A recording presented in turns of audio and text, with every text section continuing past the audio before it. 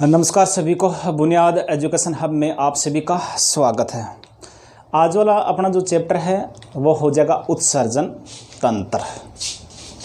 कौन सा हो जाएगा? तो वो हो जाएगा, तो आप याद रखना, वो हो जाएगा उत्सर्जन तंत्र। उत्सर्जन तंत्र। और इंग्लिश में इसे अपन क्या कहते हैं? इंग्लिश में इसे एक्सक्रीटरी सिस्टम के नाम से जानते हैं। और इंग्लिश में इसे अपन क्या कहते हैं? इसे कहते हैं एक्सक्रीटरी सिस्टम के नाम से जानते हैं, SYSTEM। ठीक है, इंग्लिश में इसे अपन एक्सक्रीटरी सिस्टम के नाम से जानते हैं। ठीक है, अब देखिए दोस्तों, जो उत्सर्जन तंत्र है क्या चीज़? तो आपको याद रखना कि जीवों के शरीर में उपापचयी उपक्रम के दौरान जो विषैले अपशिष्ट पदार्थ बनते हैं, जो नाइट्रोजनी जो पदार्थ बनते हैं, और इनका अपने शरीर से निष्कासन को अपन क्या कहते हैं? उत्सर्जन कहते हैं। और इस उत्सर्जनी क्रिया में जो तंत्र या अंग भाग लेता है उसे अपन क्या कहते हैं? उत्सर्जन तंत्र या उत्सर्जी अंग कहते हैं। तो सीधी सी बात है, आपको याद रखना कि प्रत्येक जीव में और उपापचयी उपक्रम के दौरान जो विषैले अपशिष्ट पदार्थ बनते हैं, जो विषैले अपशिष्ट पदार्थ बनते हैं, और अपशिष्ट पदार्थों की जो निष्कासन होता है, उस निष्कासन को अपन क्या कहते हैं? उत्सर्जन कहते हैं। ठीक है, अब देखिए, जो उत्सर्जन आना, इसके बारे में आप याद रखना, ये एक जैव रासायनिक क्रिया है। ये एक कैसी क्रिया है? तो आपको याद रखना, उत्सर्जन एक जैव रासायनिक क्रिया है। वैसे मैंने आपको श्वसन तंत्र वाले चैप्टर में बताया था कि श्वसन एक क्या है? ऑक्सीकरण क्रिया है, अपचायी क्रिया है, दहन क्रिया है, ऊष्माक्षेपी क्रिया है। और इसी प्रकार से आप याद रखना, उत्सर्जन एक किस प्रकार की क्रिया है? तो जैव रासायनिक क्रिया है। अब देखिए, अपने शरीर में मुख्य उत्सर्जी अंग कौन कौन से हैं? तो उत्सर्जी अंगों के बारे में अगर अपन बात करें तो अपना जो शरीर है और अपने शरीर में जो उत्सर्जी अंग कौन कौन से हैं, और उत्सर्जी अंगों के बारे में अगर बात करें ना, तो सबसे पहले एक नंबर हो जाएगा किडनी। एक नंबर क्या हो जाएगा? एक नंबर हो जाएगा किडनी, जिसे अपन क्या कहते हैं? वृक्क या गुर्दा के नाम से जानते हैं। ठीक है, और दो नंबर क्या हो जाएगा? दो नंबर हो जाएगा फेफड़ा। दो नंबर क्या हो जाएगा? फेफड़े हो जाएगा। और तीन नंबर क्या हो जाएगा? तीन नंबर हो जाएगा त्वचा। ठीक है, और चार नंबर हो जाएगा यकृत। चार नंबर क्या हो जाएगा? यकृत। और पाँच नंबर हो जाएगा आहार नाल। पाँच नंबर क्या हो जाएगा? वो हो जाएगा आहार नाल। ठीक है, ये अपने शरीर के मुख्य उत्सर्जी अंग है। इसमें किडनी है, फेफड़े हैं, त्वचा है, यकृत है, आहार नाल। ठीक है, देखो, किडनी के बारे में या वृक्क या गुर्दे के बारे में जो विस्तृत जो जानकारी है वो आपको मैं कल बताऊंगा। ठीक है, इसके बारे में थोड़ी सी आपको बता देता हूं कि किडनी क्या करती है? अपना जो ब्लड है, अपना जो रक्त है, और इससे क्या करती है? अशुद्ध जो गंदगी है, उससे जो अपशिष्ट पदार्थ है उसको हटाती है। मतलब सीधी सी बात है, अपना जो रक्त है, अपना जो रुधिर है, उसका शुद्धिकरण कौन करती है? तो किडनी करती है। ठीक है, मूत्र का निर्माण कौन करती है? तो किडनी करती है। ये किडनी भी अपने शरीर का मुख्य उत्सर्जी अंग है। ठीक है, फिर हो जाएगा फेफड़ा। और फेफड़े क्या करते हैं कि जो CO2 होती है, और CO2 गैस को शरीर से बाहर निष्कासित कौन करते हैं? तो फेफड़े करते हैं। ठीक है, फिर तीन नंबर हो जाएगा त्वचा। त्वचा के बारे में अगर देखें तो त्वचा से क्या होता है? पसीना और सीबम या तेल का क्या होता है? उत्सर्जन होता है, क्योंकि त्वचा में तेलीय ग्रंथियां भी पाई जाती है और पसीने वाली ग्रंथियां भी पाई जाती है, और इसके साथ NaCl का भी क्या होता है? उत्सर्जन होता है। और त्वचा भी एक मुख्य उत्सर्जी अंग है। फिर हो जाएगा यकृत। ये यकृत मतलब अपने शरीर के अपने पाचन तंत्र की एक महत्वपूर्ण ग्रंथि है। ये क्या करता है? जो विषैले जो पदार्थ होते हैं, जो जहरीले पदार्थ होते हैं, जैसे अपन बात करते हैं अमोनिया को यूरिया में कौन बदलता है? तो ये यकृत बदलता है। और यूरिया क्या होता है? मूत्र के द्वारा और किडनी से साफ कर और मूत्र के द्वारा शरीर से बाहर निकाल दिया जाता है। फिर होते हैं आहार नाल। और आहार नाल का भी आपको याद रखना उत्सर्जन में महत्वपूर्ण योगदान होता है। ठीक है, अब देखिए, ये तो हो जाएगा अपने शरीर में मुख्य उत्सर्जी अंग। ठीक है, तो जो अब अपन बात करते हैं कि जो कई जीव हैं उन जीवों में मुख्य उत्सर्जी अंग कौन कौन से हैं? तो अब अपन देखते हैं कि जीवों के मुख्य उत्सर्जी अंग, ठीक है, जीवों में मुख्य उत्सर्जी अंग, जीवों मुख्य उत्सर्जी अंग, ठीक है।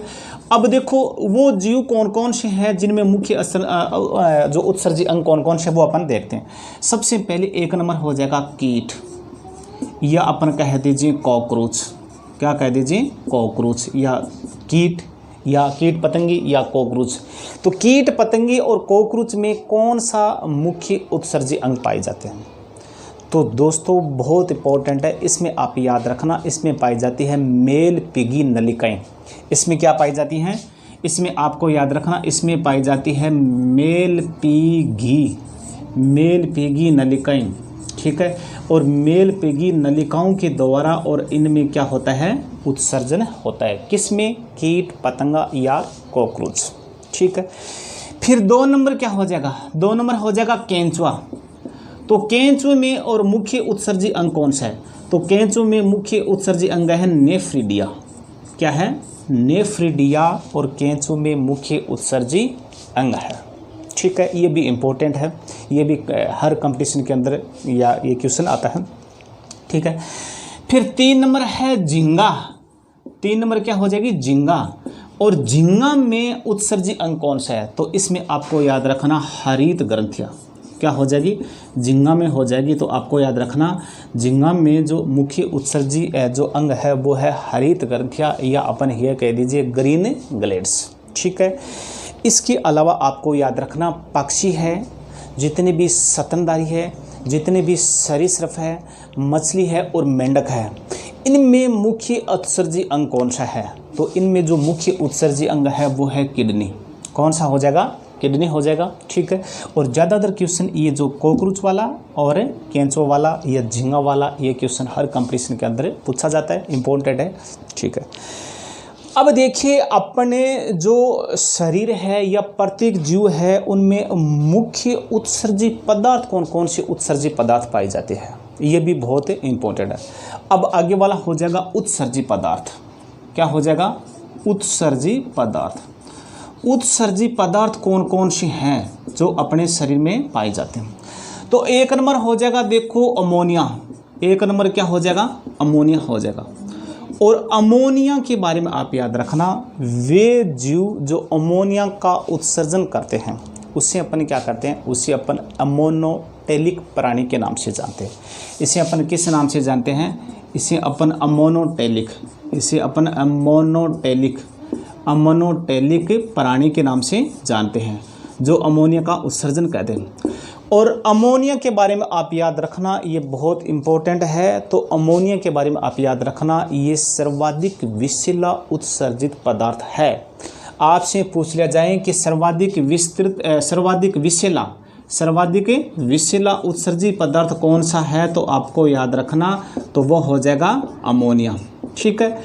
इसके अलावा आपको याद रखना अमोनिया के उत्सर्जन के लिए हमें अधिक जल की आवश्यकता होती है। क्यों?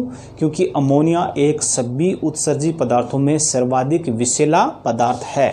तो इसके उत्सर्जन के लिए और सर्वाधिक जल की क्या होती है? आवश्यकता होती है। अब आपके दिमाग में रहे कि सर ये जो अमोनिया के उत्सर्जन करने वाले जीव कौन कौन से हैं? तो अमोनिया के उत्सर्जन करने वाली जो लगभग जो जलीय जंतु होते हैं ना, वो आप याद रखना वो क्या करते हैं? अमोनिया का उत्सर्जन करते हैं। इसका एग्जाम्पल क्या हो जाएगा? एग्जाम्पल हो जाएगा, आप देख लीजिए जलीय जंतु, ठीक है। लगभग जो अपन बात करते हैं जो जलीय जंतु है वो क्या करते हैं? अमोनिया का उत्सर्जन करते हैं। जैसे अपन बात करते हैं कि स्वच्छ जलीय मछली, स्वच्छ जलीय मछली, और सब जलीय मछलियाँ क्या करती है? तो आपको याद रखना अमोनिया का उत्सर्जन करती हैं।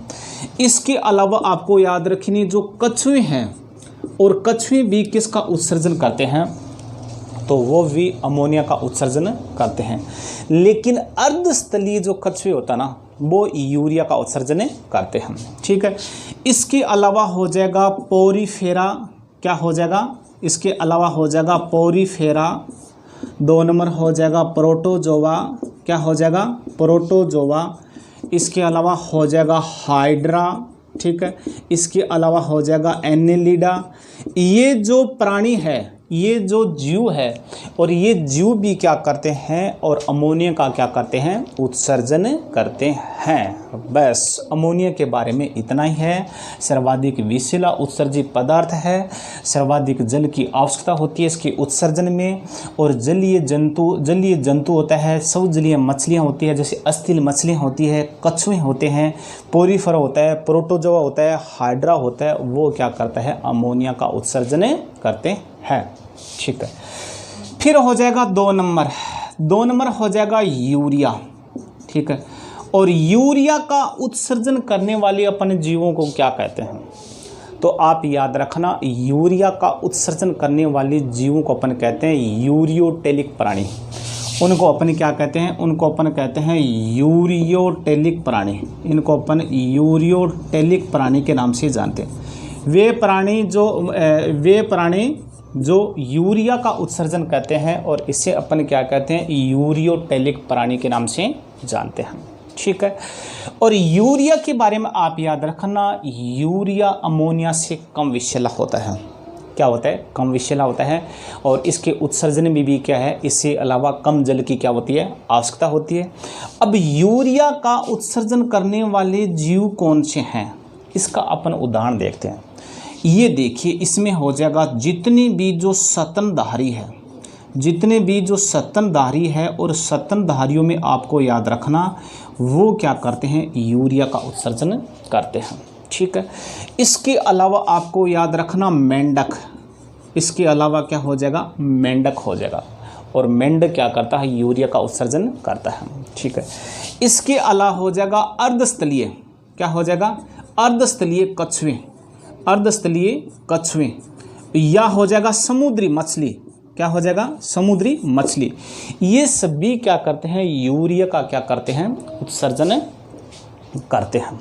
ठीक है, फिर हो जाएगा 3 नंबर हो जाएगा यूरिक अम्ल। यूरिक अम्ल का उत्सर्जन करने वाले जीव कौन कौन से हैं, या यूरिक अम्ल का उत्सर्जन करने वाले जीवों को अपन क्या कहते हैं, उन जीव को अपन कहते हैं यूरिकोटेलिक। वो प्राणी जो यूरिक अम्ल का उत्सर्जन करते हैं, और इन प्राणियों को अपन क्या कहते हैं, यूरिकोटेलिक प्राणी कहते हैं। ठीक है, और इसके बारे में आप याद रखना, ये सबसे कम विषैला पदार्थ है, ये सबसे कम विषैला उत्सर्जित पदार्थ है, और इसके उत्सर्जन के लिए कम जल की आवश्यकता होती है। ठीक है, इसके उत्सर्जन के लिए क्या होता है, कम जल की आवश्यकता होती है। इसके अलावा ये एक उत्सर्जित पदार्थ है, ये गाढ़ा उत्सर्जित पदार्थ है, ये सर्वाधिक गाढ़ा उत्सर्जित पदार्थ है। इसके उत्सर्जन के लिए बहुत कम जल की आवश्यकता होती है। ठीक है, और ये सबसे कम उत्सर्जित पदार्थ है। अब देखिए, इसका उत्सर्जन कौन कौन करते हैं, इसका अपन उदाहरण देखते हैं। एक तो हो जाएगा पक्षी, जितने भी पक्षी है वो क्या करते हैं, यूरिक अम्ल का उत्सर्जन करते हैं। इसके अलावा हो जाएगा सरीसृप, क्या हो जाएगा, ये पक्षी और जो सरीसृप है ना, इनके बारे में आप याद रखना, ये क्या करते हैं, यूरिक अम्ल का उत्सर्जन करते हैं।